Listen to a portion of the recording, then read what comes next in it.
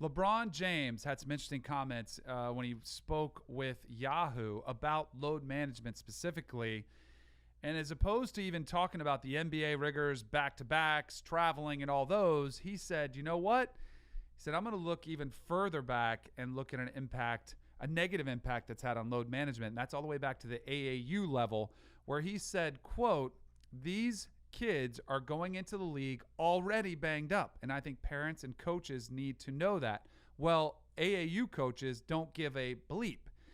You know that old saying, it's like, boy, you ain't tired. What are you tired for? You're only 12 years old. You don't even know what it means to be tired. Nah, that's BS. Those kids are tired, and they don't eat great, too, the nutrition part. They don't eat well at 14, 15, and 16. They're taking all that pounding, and then they're not putting the right bleep in their body. It's tough. Where do you want me to start? First of all, I think you get really into a tough spot when you have an indictment on an entire group of people. This is just a general observation. I don't think all AAU coaches are bad or doing this. I think there's a problem at the youth level. Yeah, I think I don't think he meant to try to cast a super extraordinarily wide net and lump everyone in there. At least I hope he didn't. Right. But the sentiment, I tend to agree with a bit. There are programs out there that charge a lot of money, and it's a huge, I've talked to you about it, Jeff. Yeah. It's a huge money-making thing for them. So convincing a family, because it's not the kid, but convincing the family that it's imperative for him to be in that gym, on the grind, playing games, getting better, keeping up with the Joneses, so to speak, is their way to keep you on the hook to keep paying them. So there's a whole lot of people that do that. I know a kid in the 7th grade. He's got a torn Achilles. Tell me when that has ever happened before.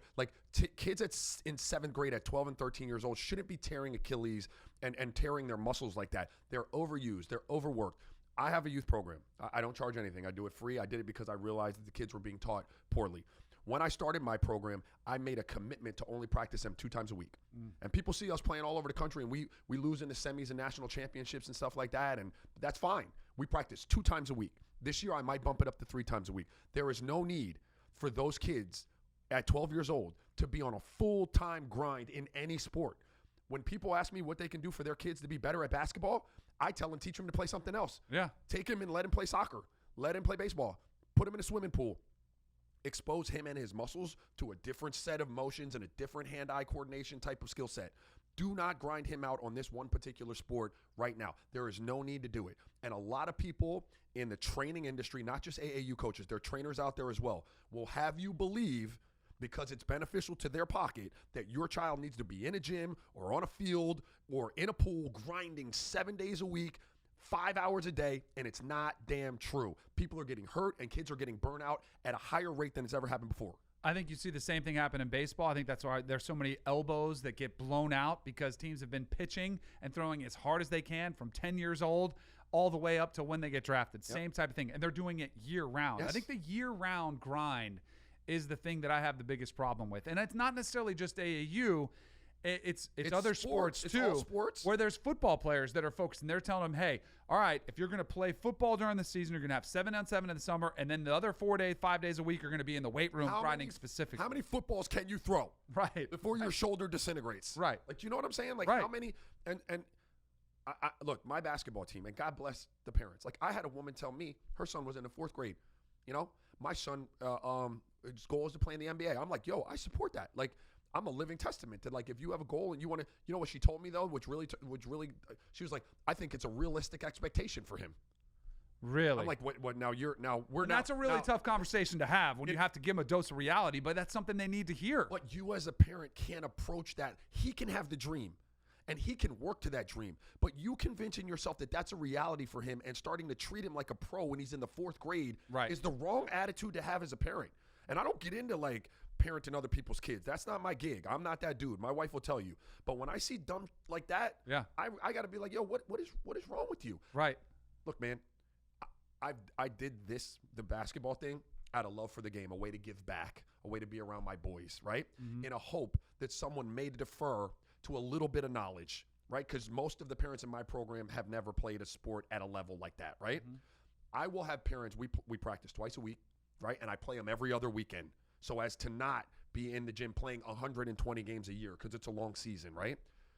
If I don't play them on one weekend, I have parents that will call me, want to be in the gym, and if I don't provide that, try to take their kid and play on another team because Joseph wants to play. He needs to be in the gym playing. And I'm like, he does not need to be in a – you know what he needs to do? He needs to be at home kicking it with his friends. Yeah. He needs to go ride a bike. Mentally getting – look at kids are even stressed out, and they're feeling the pressure and the anxiety from their parents and the pressure to succeed and get to the NBA or get a scholarship, whatever it is, and it adds one more layer of stress to their lives, already physically taxing. Then there's a mental thing, and then the parents are on them if they don't score, double digits. Then they're on them after the game. Like, all of it is very unhealthy. Look, yeah, it's super unhealthy. Yeah. And I like, if anyone would be listening to this, they'd be like, hey, well, your son's train. Right. Well, okay, yeah. I have a son who's a quarterback. You know how many times he throws a week with the quarterback coach? One time. Right. Right? Yep. When they're in basketball season, do you know how many times they practice twice? You know how many times I take them out back and train them? No times. Like, they play. Right. And they get their practices in with their teams. But we're not on a grind like these little dudes are going to be playing in the NFL or the NBA tomorrow. Right. Raj, Joey, knowing that, look, it's going to be almost impossible to teach every parent what's right and what's wrong in these situations, and the amount of money now that's in AAU for these coaches to convince these parents that their kids need to be playing all the time, is there a potential solution that you can think of? Like, is there regulations that you can put on AAU? Can the NBA look into working with AAU to set regulations? LeBron said EYBL is better than the AAU circuit with the little smaller tournaments. Is there some sort of, I don't know, mix of things you can do to potentially regulate so kids aren't allowed to play that many games? Yeah, I mean, I think participation from the NBA or even from NCAA basketball would be helpful in kind of regulating it. Right now, again, let's say I didn't play in the NBA, right, and I didn't have a basketball background. Right. I was just a random dude that wanted to start a team. You know what I would have to do to start a team? Buy uniforms. Right. That's it. Right. So, like, you need to have a better process, in my opinion, of educating the dudes who are running the programs, as to what is actually necessary. But, Joey, like, when you have people that are eating off of this, and I think, I didn't talk to LeBron about this, but I think, what he's saying is what I'm saying, in that it's not AAU as a brand. It is the convincing of people that are running these AAU programs that are like, some of these dudes are making hundreds of thousands of dollars off of their AAU program, right? Because you get the right players, you start winning, then you get we already saw the FBI scandal, how much money comes from shoe companies. Correct. And it trickles all the way down, right? So you got your flagship team is like your 10th grade team. Right. And then everyone's going to want to play at the age underneath that. And what I tell a lot of these parents is, like, listen, look at, let's say, said program in your area that's excellent, and you're convinced that your son has to be paying to play on that team, and he's in the second grade. Right. Do you know who's coaching the second grade team for said program in your area? Some idiot from the park. Right. He doesn't know bleep.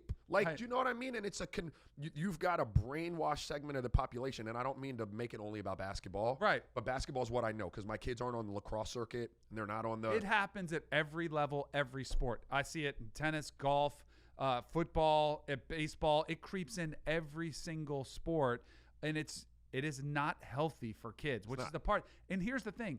I almost make a point of asking every single professional athlete that we interview on this show, if you ever come across them, hey, what do you think should happen at the youth level? Almost all of them play a bunch of sports, have fun, don't worry about it. Yeah. If it's meant to be, you will get there. You can't force it. You can't just all of a sudden work into it. Yes, that's a part of it. You want to have incredible work ethic, but you're not going to create the next LeBron James just because you have your kid at basketball every week. Mom and Dad,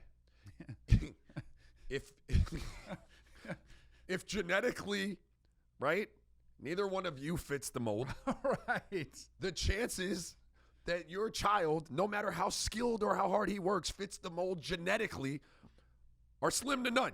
Exactly. That's not to say that he can't do it. Right. But understand how stacked that deck is against that kid realizing that dream.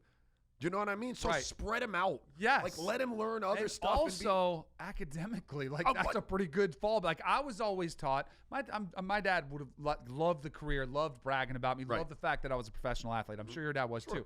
But I was raised from a very early age, you better have good grades because you can get hurt and you may not be good enough. I was told that, like, flat out, like, I know you want to play professional sports, but you might not be good enough, so you better study so you have a fallback plan. And I think that has completely fallen by the wayside. That's not even a fallback plan, bro. No. That is your plan. Right, it should be. Yes, that's your plan. Exactly. Like, we're going to knock that out. Right. And then once those are tightened up and we're in the place where we want to be and you convince us that you're good enough in that area, then guess what you've earned the right to do? Right. Now you've earned the right to play sports, right? Like, that's your primary, man. Like, it's nuts, man. Steve Nash told me a story. I don't mean to hijack this because he was in town a few weeks ago. I went down to hang out with him, and he was talking to me about, his approach to this and his philosophy on it.